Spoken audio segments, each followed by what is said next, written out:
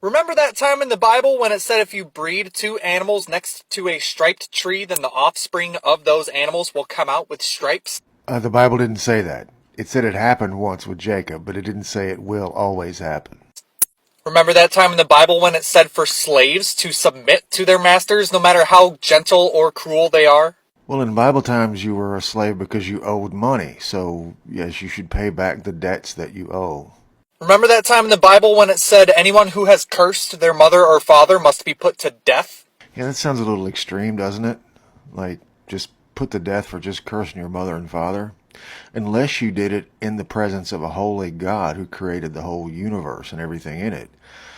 This is in the book of Leviticus where God says, I'm coming to dwell in the camp with you. This is how you're to behave. So, yeah, cursing your mom and dad, while it's evil, doesn't seem like it's punishable by death unless you did it in the presence of a holy God. To do these things in the presence of a holy creator God kind of puts a little more weight on the act.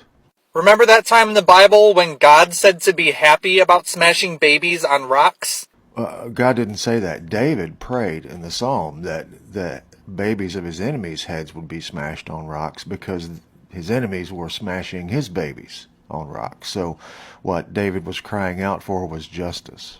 Remember when God told the Danites to kill the Canaanites because they weren't worshiping him, even though the Canaanites were a peaceful and secure people? The Canaanites weren't very peaceful. They were doing some pretty terrible things, like smashing the heads of their enemies' babies on rocks.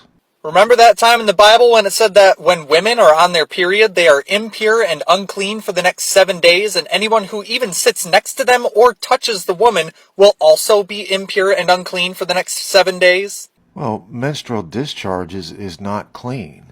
I mean, that's science. There's a whole industry, retail industry devoted to that, to compensate for the fact that a woman's menstrual discharge is not clean.